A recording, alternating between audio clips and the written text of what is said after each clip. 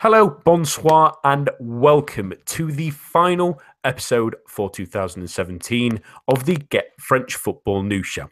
I'm Nathan Staples, and joining me this evening are Jeremy Smith, Tom Scholes, and Samuel Rooke.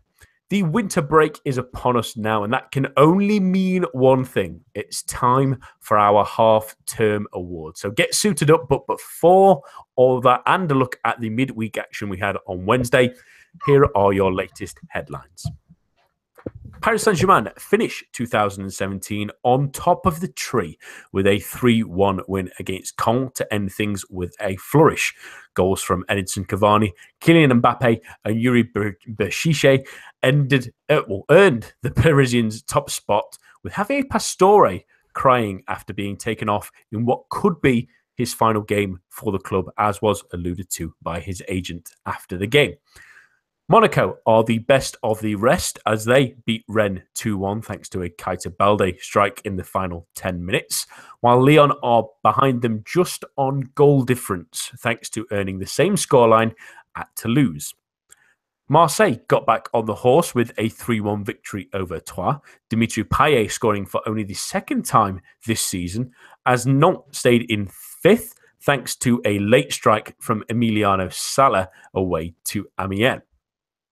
Metz earned their first back-to-back victories of the season with an impressive 3-0 win over Strasbourg, with Emmanuel Riviere scoring the pick of the goals, while Angers jumped out of their recent slide as they came from behind to beat Dijon 2-1 with a brace from Carl Toko Ekambi.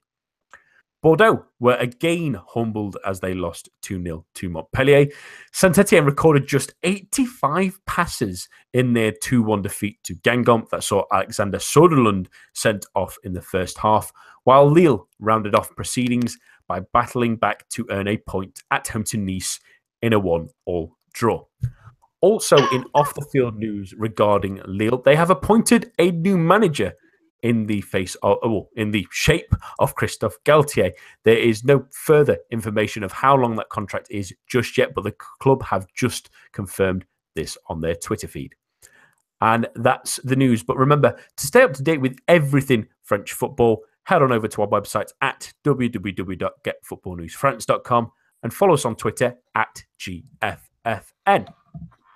We start this week with a look at Wednesday's action, and in particular, the traffic jam we have all over the Ligue 1 table. 3 points separate 13th to 19th. Then there's a 3-point gap between 13th and 12th.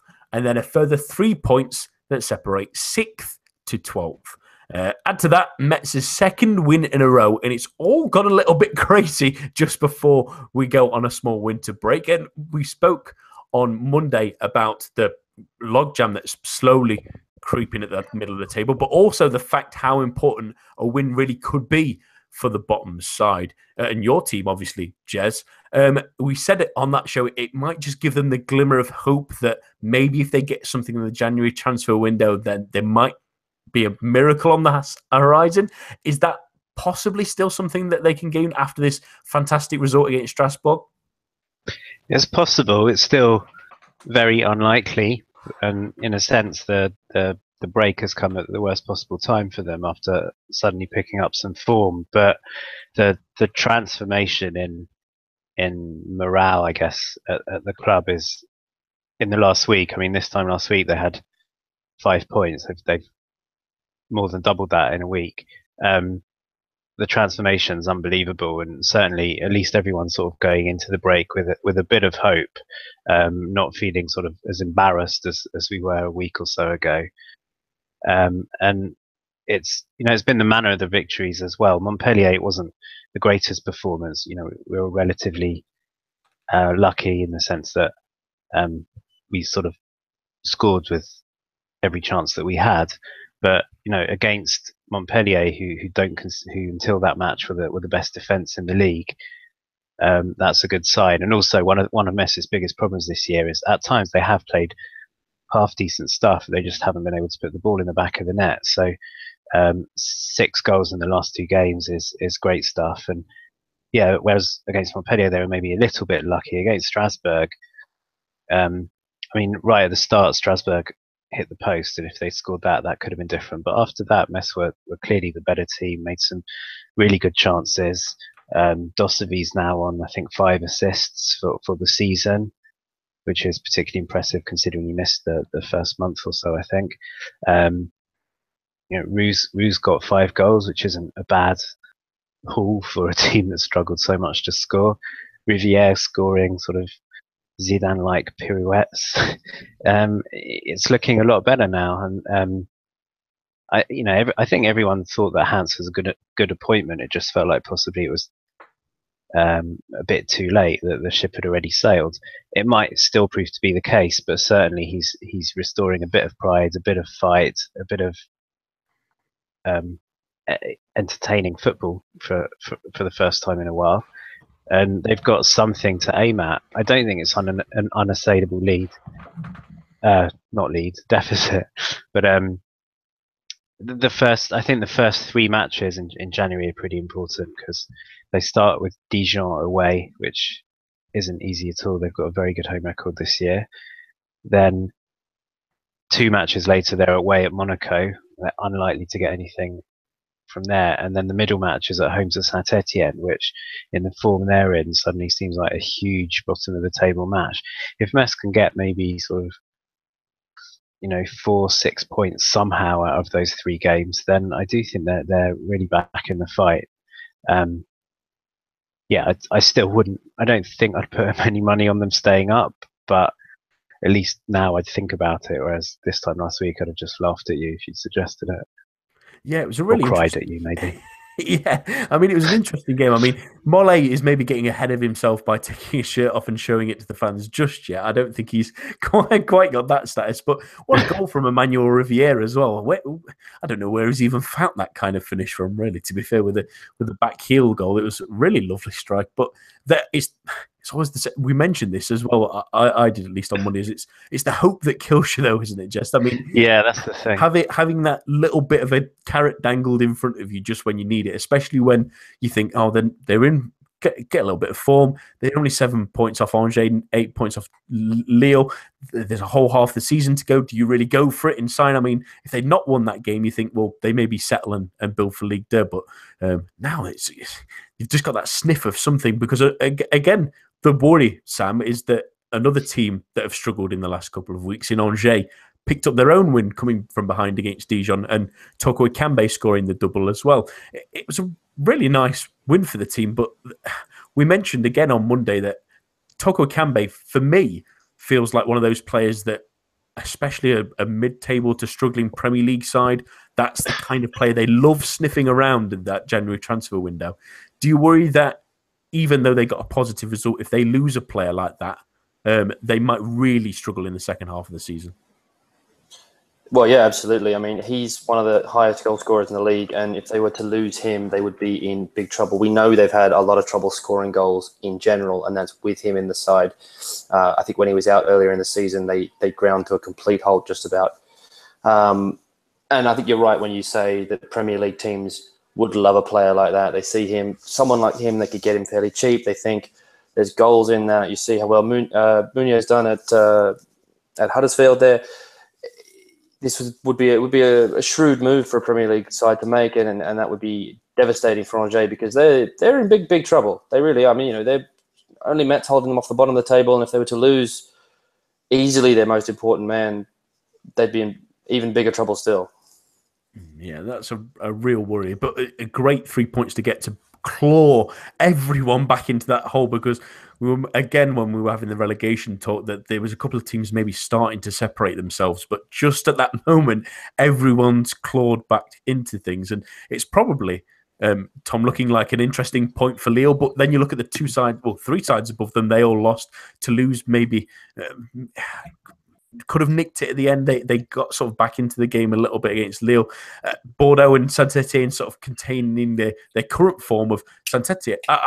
This is the team I really want to focus on, because there's a cracking stat in this one, Tom, for you. It's one of the best ones I've seen. I think Jez was tweeting about it as well earlier, that in that Saint-Etienne game against Guingamp, there has been 4,367 matches since 2006-2007 that Opta have taken stats on in Liga. This is only only the third time in history that a team has done less than 100 passes in that game, with 85 being for Saint-Etienne. The other two attempts, ironically, the two other times that a team has not done less than 100 passes, they've won.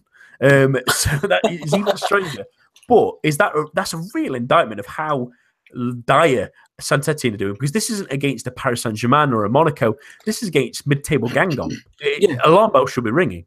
Oh, absolutely. You know, you get some people out there that I think you could look at one manager in particular going to the Premier League, Big Sam Allardyce. That, you know, you probably would look at him and think of his teams as making pass after pass and making all these hundreds and hundreds of passes, and they still get the victory. But I don't look at this Saint-Etienne team and think, okay, they're not going to pass it, but they're not resilient, and that's where the danger is. If you're willing to give up that much of the ball and you're not willing to make it that many passes or create anything along those lines, you know, using the passing style and, you know, fluid play, then you've got to be resilient at the back. You've got to be able to soak up pressure. And if you're going to set up that way, you've got to go counter-attack. Or you just settle for a 0-0, hope for the best. They don't look like they can do any. I'm looking at the table now, and, you know, excluding Mets, sorry, it's really interesting down there, because you look at, I'd probably say for about Amiens down, any team on any given week can win. They can also lose, and any type of result can happen, because it seems so unpredictable. But to give away that much of the ball and not have the resilience to be able to come out and defend that stat, that's an incredible stat. That's one of my favourites I think I've heard in a long, long while. And as you said, the other two teams that were involved, they won. So they must have done something completely different to Saint-Etienne, apart from win, obviously. But Saint-Etienne just didn't seem to come in with a game plan. And I think that's indictment of their season, really. Everything looked like it had a plan, but it quickly realised that, you know, there was no plan, or at least the plan had gone, and they're trying to do something, and they're throwing mud at the wall and hoping it sticks. And in this case, I think that might be the case. They look like they're in danger, and I don't know what's going to save them so far. It might be simply that other teams are worse off than them. Yeah, it's starting to look like that, especially with that Logjam. But another important one, really, and we'll cover very quickly a couple of the other games. And I do want to mention Bordeaux, Jez. They've lost again against the Montpellier side that have impressed quite a bit this season, but they've obviously had a couple of strange results as well. But we were this really, Gourvenec was sort of sitting on a knife edge for a little while now.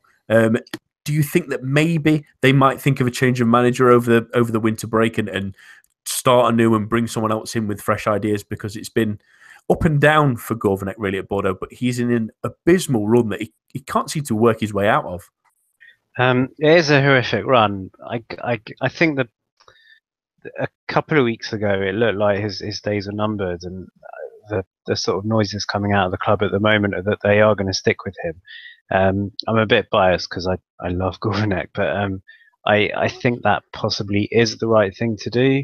I think he's possibly earned enough credit both at Guingamp and maybe with his start at Bordeaux that they should stick with him a bit longer. And although it really is an abysmal run, I think that they showed such good stuff at the start of the season that, you know, it could be sort of taking one step forward but ending up going 2 or 3 steps back if they get rid of him.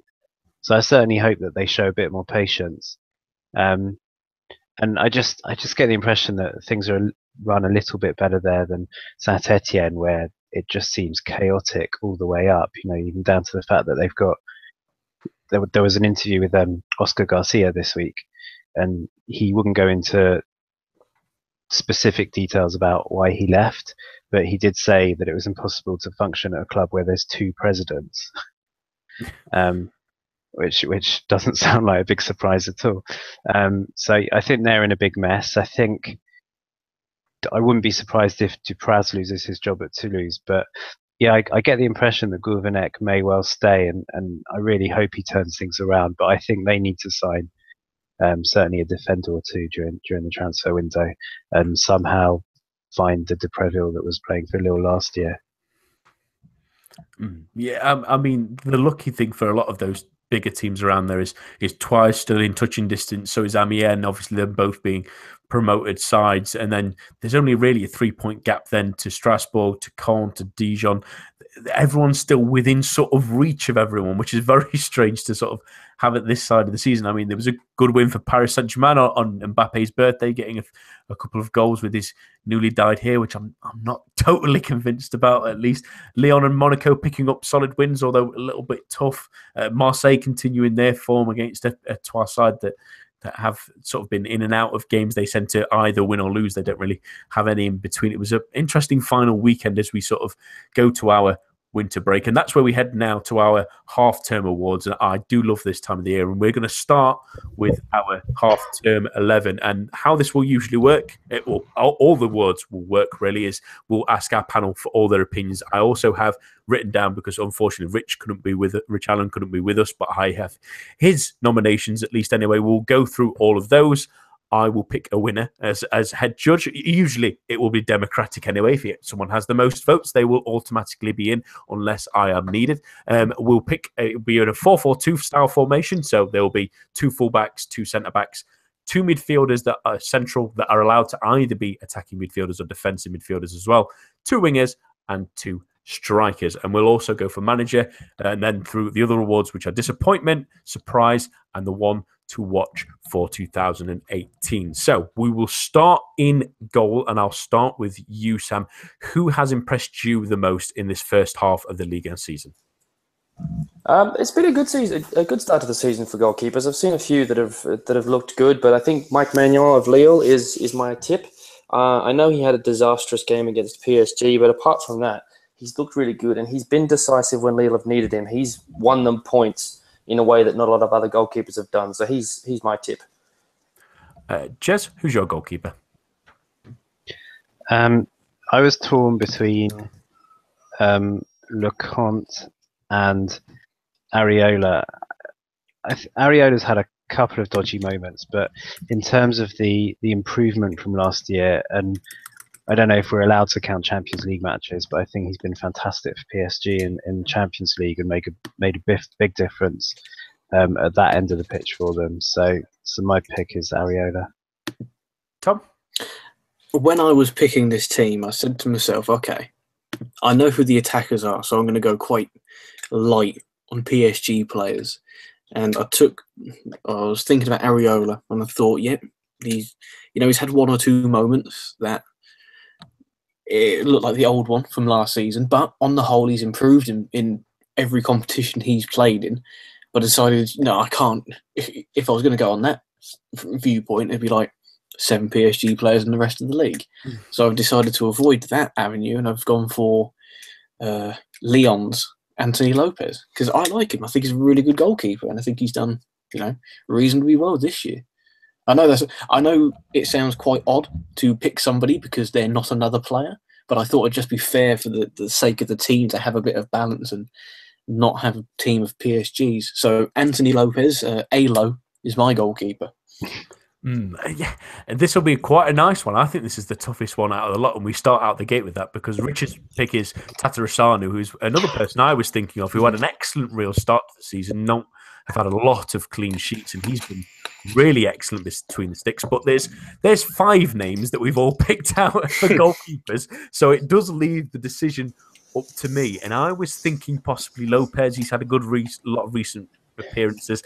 I was thinking Leconte as well. He's been pretty good this season as well. I think he's an interesting pick. I'm going to stick with Richard's choice of Tatarusanu. I think he's an excellent little purchase from maybe one of the best signings of the summer for such a little amount and such an unheralded goalkeeper, the Romanian. He's made some really important saves. He's had some really important displays. He's not put too much long. I remember there was a brief mistake in one of the games a couple of weeks ago, but that's maybe the only thing that I'm thinking of. That defence overall has been fantastic over the last couple of weeks. So Tatarusanu will be our goalkeeper for the start of the season. So let's go for fullbacks now. So I will want a right back and a left back from both of you. If you can choose someone that is in those realms, that will be best. But I'll start with you, Jez. Fullbacks for me. Okay, so right back, I was torn between 4. Suke, just because I love him. Tete, because I think he's been really good for Lyon.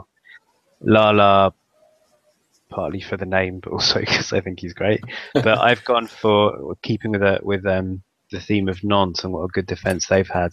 I think Dubois is one of Ligue 1's very underrated players. I think he's been a great leader for them, a solid defender. He's scored a worldie. He pretty much earned them the win single-handedly last weekend against Angers. I think he won the penalty and had a very good game. So Dubois is my choice, but it was tough. And then left back, torn between Amavi and Roussillon, both of whom I like a lot. I've just gone for Amavi as much as anything to shut up people who think I hate Marseille.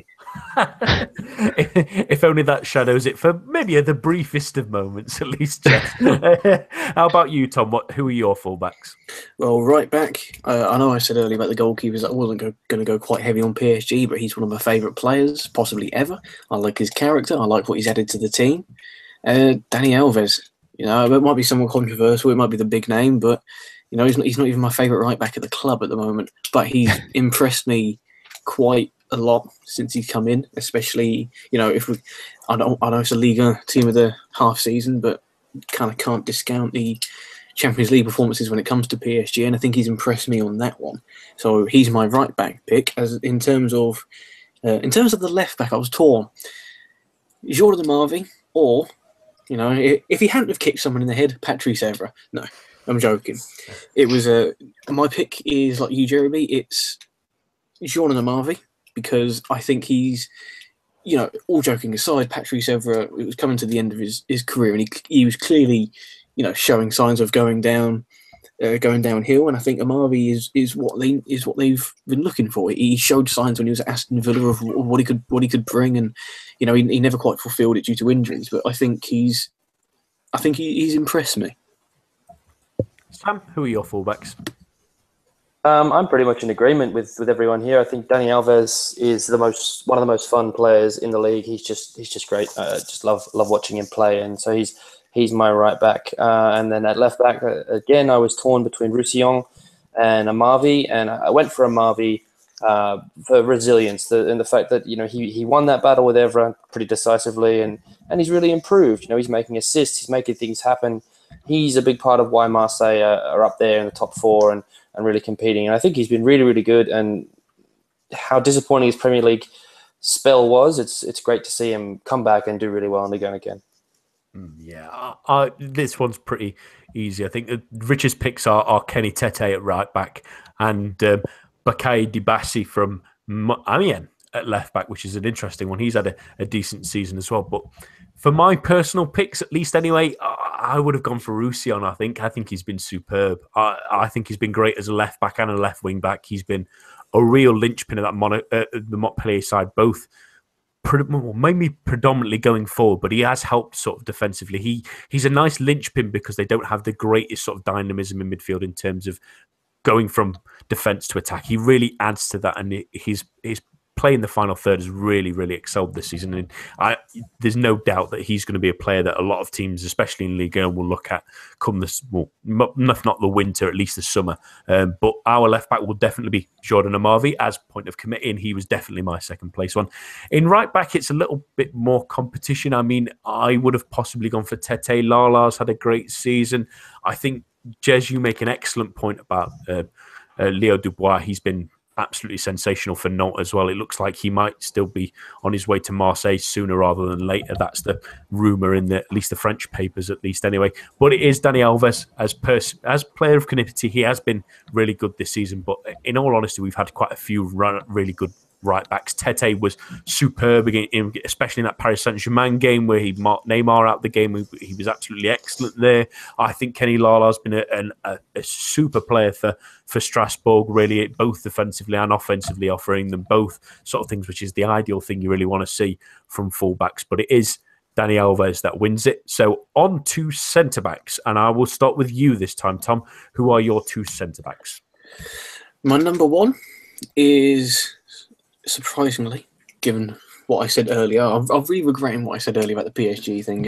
I've thrown it completely out the window. I went for the right back, and for the first centre-back, it's Marquinhos. I think he's he's grown a lot.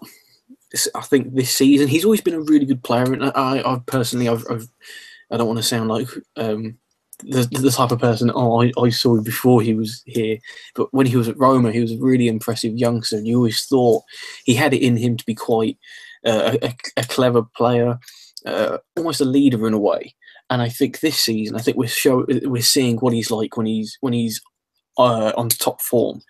You know, everyone's had a bit of doubts about Thiago Silva, his temperament and his leadership in big games, and I think Marquinhos is slowly, you know, showing that if you put them two together, they can really work well as a unit. And I think they had a good year last year. Well, I say a good year, but they had in terms of their development as a duo, they did well together. And I think this year he's come out onto his own. He's really impressed. As for the other centre back, I was quite stuck with this one, and there's a lot of players that I looked at and I thought maybe, but Montpellier, the 20-year-old, I'm going to have trouble pronouncing this name, and I know I am, Mukiele. Nori Mukiele. I was closer than I thought I was. I like him. I think he's for a youngster. I think he's done well. He's impressive in one of the. I think it is statistically the best defence in the league. Is it? I might be wrong. See, there you go. I knew this choice had purpose. But them two have impressed me, and I think what comes down to it as well with these two is that they're so young. Well, I say so young, but in terms of central defenders and how they play, they're really young, and I like seeing. Sometimes I get more pleasure out of seeing a good young central defender than a good young attacker, because it takes a lot more to be a top defender, in my opinion, a top central defender, than it does to be a goal scorer. And I really enjoy seeing young defenders play, and these two have taken my eye. Jez, who are your centre-backs? I also struggled with this. It's weird. It's usually a position where I think that there's usually quite a lot of strength and depth. But while I think there's been a lot of decent centre-backs so far this year, I don't think there's been many standouts. My first choice is also Montpellier, but it's Pedro Mendes. I think he started well at Rennes, and then his sort of Rennes career petered out a little bit. So it was an interesting move to Montpellier, and I think he's been excellent in the centre for them, and a big part of their strong defence.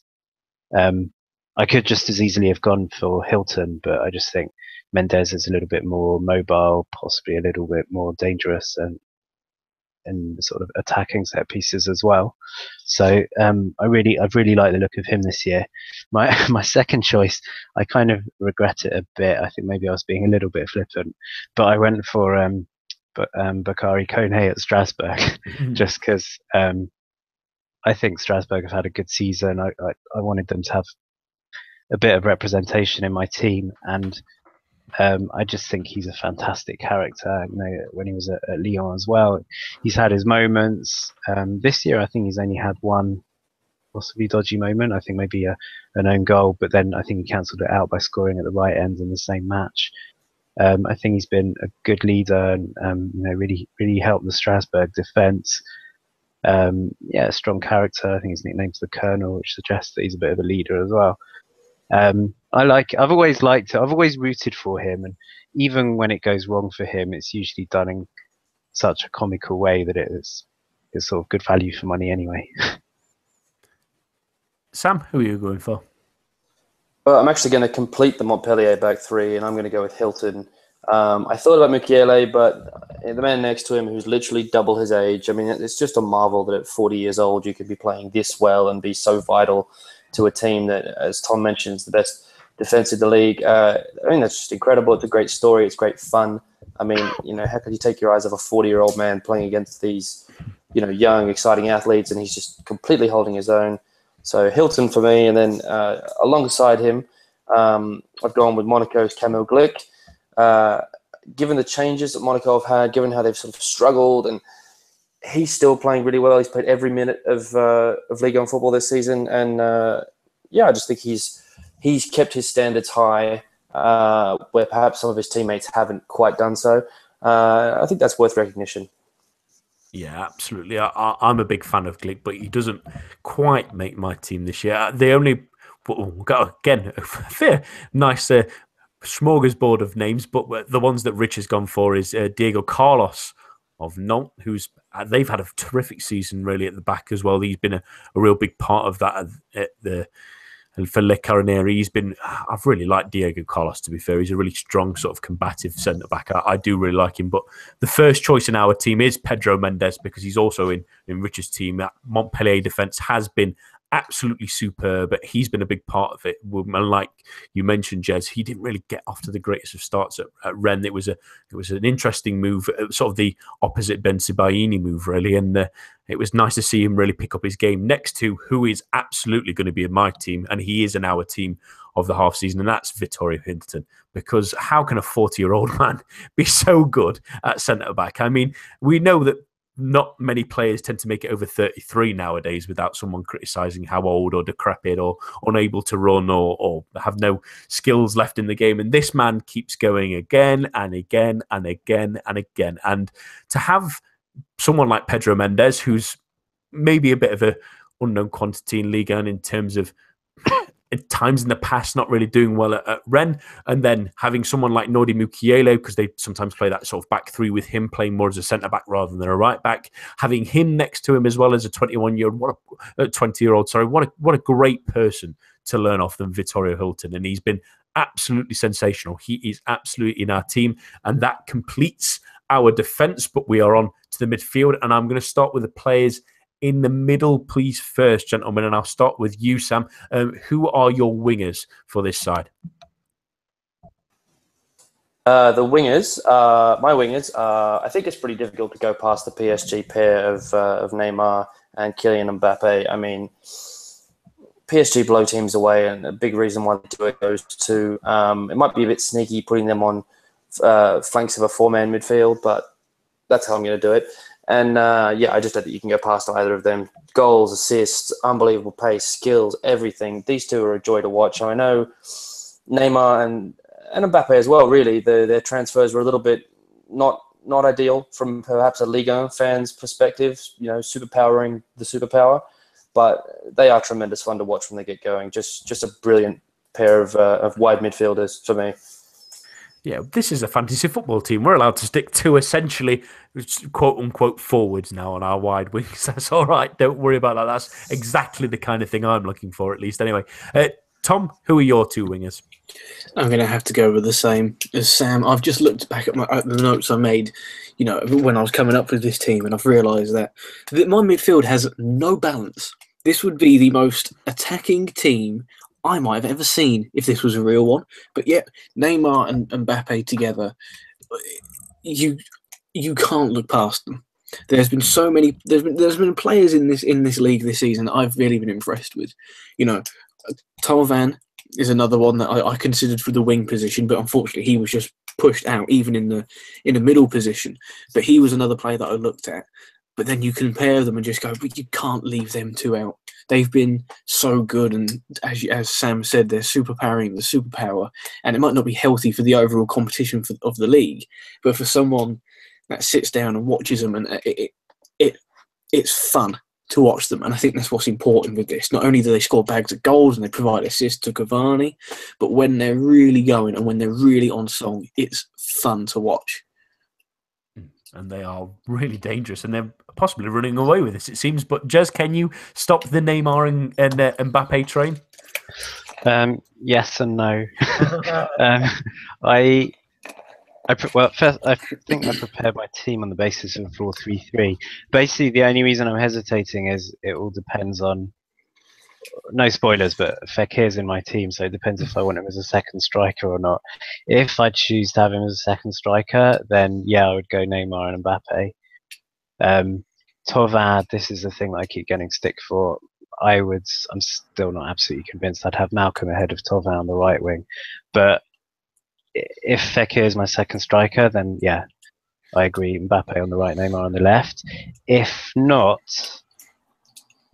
I think Fekir a couple of matches ago played on the right and played pretty well, so I'm a bit more comfortable putting him there. In which case, it's either Mbappe or Neymar on the left, and I think, go.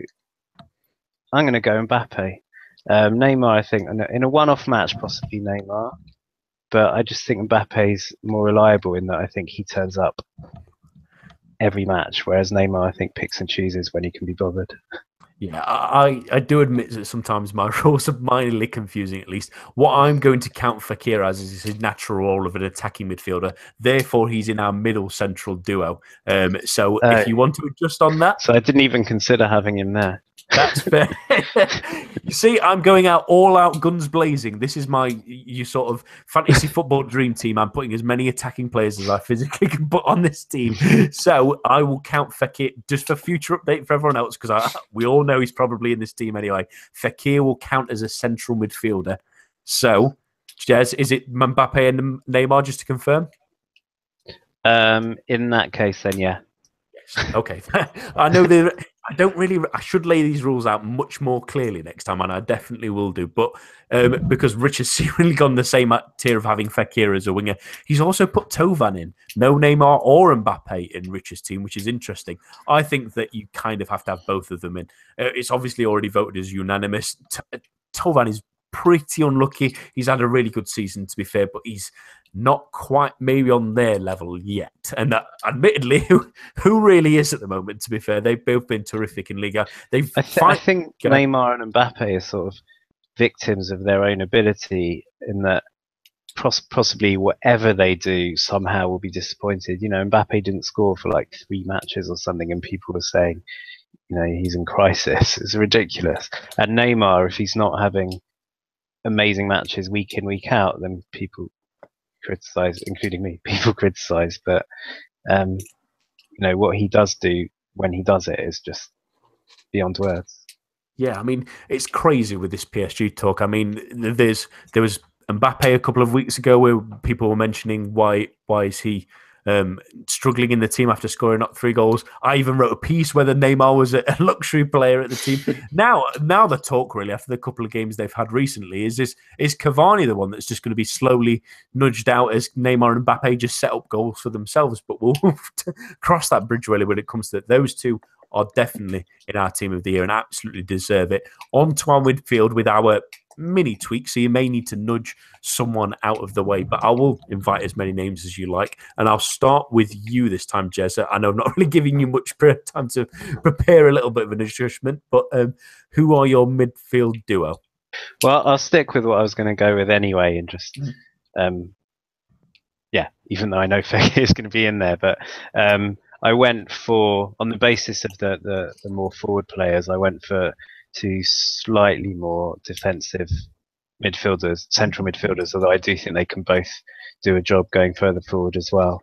I've gone with Toussaint at Lyon, who I think has been absolutely fantastic. I think he's barely missed a game. And considering he's so young, I think he's been a lot of the glue that's kept that team together. I think they've had lots of teething problems in defence, in attack as well, and they've needed him as the link between the two. And I think he's shown maturity well beyond his years. I've been really impressed with him. In putting him in, I feel a little bit bad leaving out his teammate Aouar, who I think has been absolutely fantastic and surely going to be in best of teams for years to come wherever he ends up. And then next to him I've gone with Luis Gustavo, who I really think is the player that I think he is Marseille this year. I think when he's played well, they've played well. When he hasn't, or he hasn't played, they've been absolutely awful. I think he can do it all. He can tackle. He can really leave his boot in. I think he's got away with some nastiness a few times this year, but he's also come up with a few great goals. I think he's Mr. Marseille this year, and I think it's difficult to leave him out. Absolutely, yeah. Let's see your midfield duo then, Tom. Well, I've gone for a diamond in midfield. So I've got the 2 wide players, I've got the defensive midfielder, and I've got the attacking midfielder. Thankfully, I don't need to budge anybody out because my 2 central base midfielders, one of them was Mr. Leon. It is Nabil Fekir. I think he's been fantastic. I think there was a lot of people not questioning him, maybe doubting him, but wondering whether he could get back to the form he showed before his previous knee injury. And I think there was a lot of people that were hoping it wasn't a Johan Gurkuf Mark II moment where he had this really talented player that was dogged by injuries. He's, this season, been one of my favourite players to watch in a very attacking and enjoyable Lyon side. And I think whether it's a second striker or an attacking midfielder or even a right midfielder, as some of us have picked today, I think he's a wonderful player. I think he's an incredibly important player. And I think, honestly, I'd probably put him in there just for holding that shirt up, just for aggravating fans, because I love that kind of stuff. But to agree with Jeremy with the defensive midfielder, I had to have someone in there that was quite defensive. So I've gone for Luis Gustavo. He's been superb. He's been one of the buys of the season. I've really enjoyed how he plays. Yes, he does have a bit of a nasty streak about him, but what veteran doesn't? You know, unfortunately, kicking people is part of the game. Yeah, I meant it as a compliment. Oh, I think. yeah. He's not purposely going around trying to get himself booked or hurt people. It's an intelligent kind of get in their head kind of nasty streak. And I completely agree with you on that sense. I think it's like you said, when he's playing well, Marseille play well because the game almost runs. I wouldn't say they're solely reliant on him, but a lot of their tempo, a lot of their style runs through him. And I think his importance in the team has pushed him on as a player. It reminds me of what he was like a few years ago in the Bundesliga, where he was superb. And it was almost like one of the most underrated midfielders in Europe. And I think, once again, he's fallen into that category. He's quite underrated, not by us, of course, but on the larger scale, a lot of people have seemed to overlook the signing, and he's been superb. Yeah, absolutely. And Sam, who are your 2 picks? I can't go past the 2 that Tom have mentioned. I think that's a lovely balance in midfield, but I think they also deserve it. Fekir, what else can you say? I mean, he's been, on the whole, probably the player of the season so far in Liga. I mean, he slipped a little bit in the last few weeks, but he was just absolutely dynamite the first couple of months of the season, and he's still been decisive in these last few weeks. Luis Gustavo, signing of the season for me, just absolutely excellent. You consider the centre-halves that he is having to protect and the fact that Marseille have a fairly decent defensive record, the 6-1 defeat to Monaco aside. Gustavo's just done a sensational job. He's been inspirational. He's scored these key goals in big games, been a great player for Marseille and just an excellent signing, and that's my team. Yeah, absolutely. I mean, if we were doing a player of the season, and I'm starting to edge away from those single awards where I can, at least anyway, Fekir definitely would be in there. And he's definitely in our team of the year. He's also in Rich's, although I think he also added in Benjamin Andre, who's already had a fantastic season. But that also maybe smells a little bit like Ren bias to me a little bit. But I'll let that slide because he has been good as well, as his midfield partner as well. Borigio as well has been excellent. But Luis Gustavo is also definitely in our team of the year, and in my team of the year as well. He's been Marseille's best player by a fair margin for me, at least on a consistency basis. Tovan might be the one that they try and pick out, but the Brazilian has been absolutely excellent and a linchpin, and much more than we even probably anticipated, given that his spell at Wolfsburg was good for the first spell, but really deteriorated as the club really slowed down as well. But he's been excellent, and we all know how good Fekir is. We don't need to marvel at it. It's just fantastic to have him back on a football field more than anything, showing us how excellent of a footballer he is. Finally, we'll finish with the striking duo as well, which is always my favourite part of the forward, our team of the year at least anyway, team of the half season, I should say. Sam, who are your striking partnership? Well, I'd say you can't really go past Cavani and Falcao. They're the goal scorer. They're just on another level, these two. Falcao, he has been Monaco for a big part of this season. He was approaching that Atletico Madrid absolute monster level for a few months there, and he's maybe slowed down a little bit, but he's just been phenomenal. And then Cavani, I mean, the man's a machine. He does not stop scoring goals. He's scoring a goal every 77 minutes this season, which is just ludicrous. And the consistency, the way he did that all of last season, doing it again this season, never takes a break. I mean, it gets a lot of criticism. You consider the players he's having to share goals with now. You know, he's not the only main player now. You've got Neymar is going to score some goals, Mbappe is going to score some goals, but Cavani's still scoring more than a goal a game. Fantastic. It has to be those two for me. Jez, who are you having up front?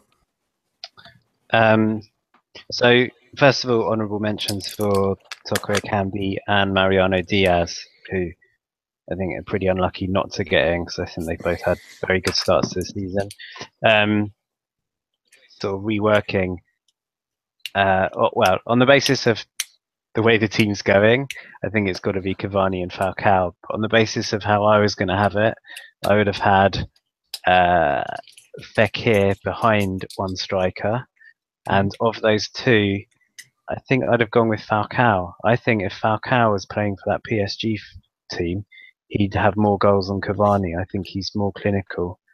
And I just think, he's at times he has carried Monaco this year. And I still think Cavani can bottle it a little bit in big matches. I'm not sure Falcao does. And almost just for the touch that he came up with, was it for, I can't remember if it was yesterday. No, it wasn't. It wouldn't have been yesterday. It would have been the match at the weekend when he scored. His first touch was just beautiful. I think I'd put him in just for that. He is capable of those little moments, isn't he? And that does always endear us a little bit more, at least anyway. Tom, who do you have? I'm going to be controversial here and go with Edinson Cavani and Radamel Falcao. I would love to have picked someone like Toko Ekambi because of how important he's been to Angers, but you know, it was like the winger situation. You've got some really good wing players out there that probably do deserve to be in this team. If Mbappe and Neymar didn't exist, I think it's the same with the strikers. There's a lot of strikers in the league that could probably stake a claim to be in here, but Cavani and Falcao are just so good when it comes to scoring. And I know Cavani does get a lot of criticism, and for the longest time I was massively against him, but for whatever reason I've turned. I like him. I'm a big fan of his because I don't know whether Neymar coming in and almost being the top dog, and after last season what he did as the main guy, and then once again he's pushed to the secondary role and he's still scoring. Falcao's in here because I dread to think where Monaco would be without him, and he's one of the best strikers we've seen in the past decade. I know that's going back a long way, but he's unbelievable. And thankfully, we've got signs of him what he was like at Porto and Atletico. We're seeing what he's like in that form. But I think Cavani, especially with what he's had to put up with and who he's had to share his goals with, I think I tweeted out the other day when the PSG played that Edinson Cavani has scored 50 goals in this year alone. So it's still relevant. Team of the year, half season, whatever, more than any other player in Europe's top 5 leagues. And when you consider some of the players that have been in the top 5 leagues, that's impressive, regardless of how many chances he misses, regardless of how many of who he's playing. That's still an outrageous stat. I think with Neymar coming in and Mbappe coming in and the responsibility he's had to show, Falcao in this team probably would score more, because he's an unbelievable striker. But with Cavani and his role, I think he's done exceptionally well to get as many goals as he has.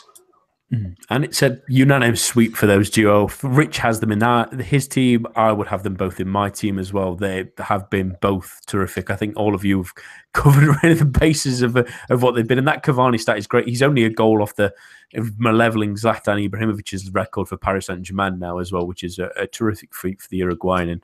And it's great to see the Colombian being so much better than what we saw at the sort of loan spells at Manchester United and Chelsea, getting back to the kind of level we anticipate seeing from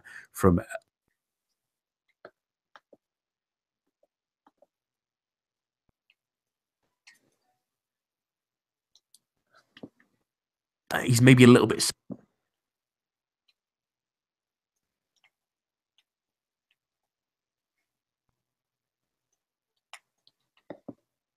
pulling Nice really. He's doing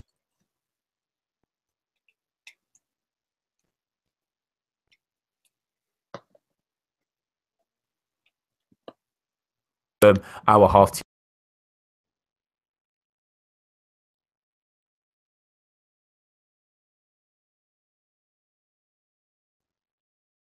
back with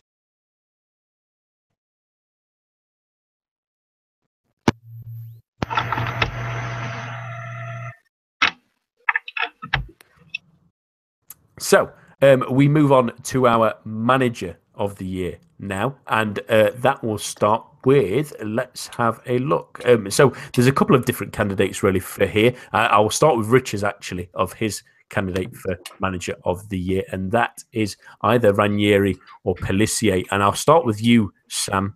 Who is your manager of the year? Oh, well, of the half season, sorry. Well, I gave this a bit of thought. There's a few different options. I mean, I like the fact that Lyon and Marseille have sort of outperformed expectations. I don't think you can give it to Genesio, though. I think it's maybe more down to the players, perhaps, than it is down to the manager. So I wouldn't give it to him. I think as well, Garcia's done really well to bring his team back together from some of those disastrous results early in the season, but you can't forget about those. So for me, yeah, I landed with Ranieri. I think he's done an excellent job. He too had some troubles early on, but he righted the ship, and now they're right up there in the European places. I think it's excellent. It's not a Leicester. He's not going to do a Leicester again, probably, but he's done an excellent job. Jez, who's your manager of the year? Oh, half season. Okay, gonna get this right one time. I toyed with Ranieri, and obviously he's doing a very good job there. Better than I expected not to be doing, but I just think they play such horrific football that I'd feel I couldn't live with myself if I gave it to him. So I was torn between a couple of others. I think Zakarian is doing a great job at Montpellier, not getting too much credit for it, but it's also quite defensive based. I've gone with Thierry Loret at Strasbourg. I thought they would struggle a little more than they are. But I think they're doing very well. They're playing some really entertaining football, so I think they're doing it with a bit of style. And I generally think he's quite an affable character as well. I'm a big fan of his. I'd give it to Loret at Strasbourg. Tom? Normally, when I pick a manager of the half season, I go to whoever's top of the league, because 9 times out of 10. They are the best manager. However, I'm not hating Unai Emery. I do like him. He seems like a nice enough fella. But I don't want to shock anyone here. But I don't think PSG are top because of his tactics. So I'm going to pass on him. My pick, he's not going to do a Leicester, but he's doing well enough with the team he's got. Claudio Ranieri. Yes, his team is playing rather dull football, but they have a goal difference of 0. And I've spoken before, I love that. I love the fact they have a 0 goal difference because it's so delightfully dull. And it's a weird thing to give someone a manager of the half season because of how dull their team is. But I'm going to sound quite harsh. I don't give extra points on style. He's dull. He's got nonce to 5th after when many people probably thought in the summer, they're going to struggle. They're not going to do very well. But for some reason, they're knocking on the European places, and I love how dull they are. Sometimes a little bit of watching paint dry does help the mind sometimes, at least. But it is Claudio Ranieri that is our manager of the half season, as we've had a unanimous vote, and he was pretty close in mine. There was a couple of names I wanted to... Not unanimous. No, not unanimous. No, absolutely not, because I would have actually agreed with you, Jez. I think Thierry Loret's done an excellent job. There's a couple of other names I would throw in there. I think Pellissier at Amiens, Rich mentioned his as well. It has done a terrific job with a club with very little really to go on. And I also like to mention Olivier Delalio. I mean, we've mentioned Dijon a few times in their great attacking football, but them playing such good football in the last couple of weeks as well, and really making entertaining games while really pulling out some excellent results at the same time, especially at home. He's really made that side go up a tier when we thought that they would really struggle without the goals of Lois Dione. In fact, they've sort of subverted that, and that's really, really excellent to see from the manager there in mustard country, at least as I always like to call it. At least I don't think they would particularly like me mentioning that. On to disappointment. So when I say disappointment of the half season, that can be a club, a manager, or a player. So we give you a bit of free reign on this one. It'll be the same for the surprise as well. And I'll start with you, Jez. What's your surprise of the half season? Sorry, disappointment. Sorry, I'm reading off the script. Disappointment of the half season. I think that disappointment actually makes it easier than if you'd said flop of the season, then I possibly would have put Saint-Etienne in general and or Bielsa. But I think possibly both of them were coming, so that maybe not disappointments. My disappointment so far has been Tielemans for Monaco. I know possibly there's mitigating circumstances. Well, for a start, he hasn't been picked every match. He's had an injury recently, but I just thought he would set the league on fire. I was so excited when Monaco signed him. I couldn't wait for him to sort of be unleashed on Ligue 1 this year, and it just hasn't quite happened yet. I still think it will, but it hasn't yet, and that's been a disappointment for me. Sam, what's your disappointment of the year so far? I had really high hopes for Bordeaux. I thought they were going to be exciting, fun, good to watch, and none of those things had happened. They weren't exciting or fun or good to watch, but at least they were occasionally winning, and now they're not even doing that. Bordeaux in general, they're my disappointment. Tom? I had picked, like Sam, I had picked Bordeaux because I expected a lot from them. I enjoyed watching some of their stuff last season, and with Malcolm in their side, one of the most exciting players in the league and possibly in Europe, especially for a young player, I expected a lot more from them. But when you said player, and it threw me off a little bit because I'd prepared to talk about a club or a team and whatnot. But when Jeremy mentioned Yuri Tielemans, it all came flooding back to me. And I sat here and I thought, I forgot he was at Monaco. That's why. He's a disappointment. I forgot he was at the club. I was so looking forward to seeing him perform in a good team with good attacking players in front of him, because I thought, I looked at the team and I thought this is made for him in that deep line playmaker kind of position, or even going forward. I think it was made for that kind of player, but for whatever reason he's not kicked on. He's not getting picked up every game, and I think it's a massive disappointment because one, he was a football manager god a couple of years ago, and I think everybody that signed him when he was 17 from Anderlecht wanted him to do well. And because a lot of people expected him to kick on, especially in a good team like this. So it might sound like a cop-out, but honest to God, I had prepared Bordeaux for my disappointment, but also Yuri Tielemans is up there as well. I'm going to save Paul Young, Yuri Tielemans, from a little bit of embarrassment at least anyway, because Rich has picked both Saint-Etienne and Bordeaux, as well as players like Mitroglou and de Preville. How dare he?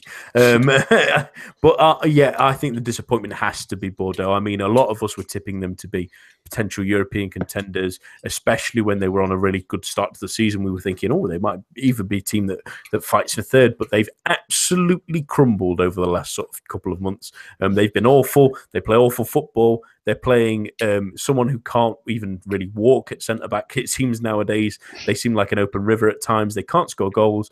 They're ruining one of my favourite players in Ligue 1. Why can't they recover de Preville? I don't know. They definitely are our disappointment of the half season. So that's unfortunate for Bordeaux. But surprise is one of my favourite awards, at least anyway, for the half term. And I'll start with you, Sam. Who's your surprise been? My surprise it's a pleasant surprise. It's Gael Kakuta. For a guy who, the centre of the storm with Chelsea, with all the unpleasantness that happened there, he's been this wandering figure. He's been all over Europe. He's played in Asia. This is his 11th club now, but he seems to have finally found something like a home. He's he's such a big player for Amiens. He's scoring goals, making things happen. He's begun his international career this year. It's a lot of fun to see a guy who looked like he might be sort of lost, missed his chance to have a career, is having a great year in Liga, and it's just a lot of fun to watch. And he's part of a team in Amiens that have also been something of a surprise. Yeah, and Jez, who's your surprise? I'd go similarly. I think I was going to go jointly Amiens and Strasbourg for the way they've been playing.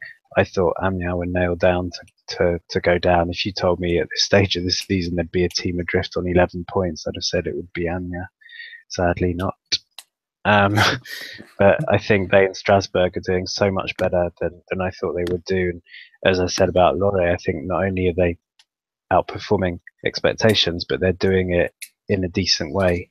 They're not afraid to go at other teams. They're not afraid to attack. They're doing it for the most part with just good spirit and not good humour. But I just think both teams, at least on the pitch, Amiens have had issues off the pitch, but I think both teams have made themselves very likeable, and I think they've both been very pleasant surprises. Tom? Yeah, I'm going to have to agree. The two promoted teams, as Jeremy was saying, you probably would have had at least one of them nailed down to go down. I think they've surprised people not only with their results and where they are in the table, but also the football they're playing is good. It's good stuff, and I think long may it continue, because I think they add a lot to the league. It's nice to see teams that have come up, be brave, be bold, and to stamp their own mark on it in some way. And I think it's a pleasant surprise. Jeremy covered it a lot better than I could. Yeah, I think it's obviously a unanimous choice for one of those teams, and it is Amiens, and the form of all promoted sides, really. I mean, we've not really mentioned Troyes, but they've kept their heads above water, getting some nice solid wins, although it's sort of been scattermouse that's maybe not shown them as much. There's a couple of other ones, not have been a great surprise, but I think they've probably, with Ranieri getting an award, they've probably got enough of them for the evening at least anyway. And how Rich mentions how well OL have coped with the significant change this summer, which has been a real surprise to a lot of us, really, of how excellent they've played. And they might be mentioned in the next award I have some feeling about as well, but it is Amiens that will be our surprise of the season. Kudos to the teams of Strasbourg and Troyes as well, who I've picked up recently. But the club of Amiens to go from National to Liga, but also be such a small sort of budget, such a small kind of team, they've really, really excelled with players like Kakuta, who has sort of been brought out of the wilderness and has performed excellently, and much of the like. And kudos to them for really, really putting up a great fight in Liga, and many of us predicted that they would be really the whipping boys of the division this season. We finish on a great award that I really love with obviously our wonderful prospect series, and that is the one to watch for 2018. And we'll try to keep this to young players if we can. And I'll start with you, Tom. Who's your one to watch in 2018? Now, I think my choice might have to be deliberated on. He is a young player, but he's not exactly hidden. He's not a surprise, but I think he's about to have a huge year ahead of him. A couple of weeks ago, there was stories linking Malcolm to Manchester United, and there was a couple of people that were saying, "Oh, he can't be very good. He's not even spelt Malcolm the right way." And I think that was quite unfair, because clearly there's a lot of people that aren't familiar with who he is. We are, because we see him, we enjoy him. He's a wonderful player. But on the larger scale of things, I think, one, Bordeaux get their act together, and Gourvenec sorts the ship out, and I hope he stays. I hope he sorts the ship out. I think he will. I think Malcolm plays a huge part in this restability. Yeah. Yep. I would get the words out, but I don't think we've got enough time. I think he has a big year. I'm making the prediction now. I'm thinking far ahead into the future. I think he's going to the World Cup. Maybe not even as a starter, because that's a stacked Brazil team, but I think he's there. I think he makes an impression. And I think coupled with his Liga form that I'm building him up to tear the league down, and hopefully he doesn't prove me wrong. I think he'd be the one to really keep an eye on to go to that next level, because we know what he's capable of now, but when he's got more to play for in terms of getting into a World Cup squad at such a young age, I think he's ready to burst onto a bigger stage. And that might even be as soon as January, to be fair, if some of the reports are to be believed. Jez, who's your one to watch for 2018? Well, you mentioned that Lyon might be mentioned in this section. It could be any one of several players. I think Ndombele has been fantastic and could easily have been maybe a candidate for surprise of the season so far. They've got Guiri, Goebbels, Maulida to already making appearances in the squad and to come through. But I think my choice would be Houssem Aouar. He's another one that we'd heard good things about for the last couple of years. We were expecting him to break in, but I don't think anyone expected him to break into the team to such quick and amazing effect. I think I said a few weeks ago, he's a galaxy chocolate bar of a footballer. He's just beautiful to watch. He glides. He I wouldn't say gets stuck in, but he's not scared to go in for challenges or receive hefty tackles. He's lovely on the ball, beautiful pass, can finish as well. Versatile, can play in 2 or 3 different positions. I just think he's delicious. I'm careful, this might get a bit steamy on this podcast later. I think. Sam, what's your pick for the one to watch in 2018?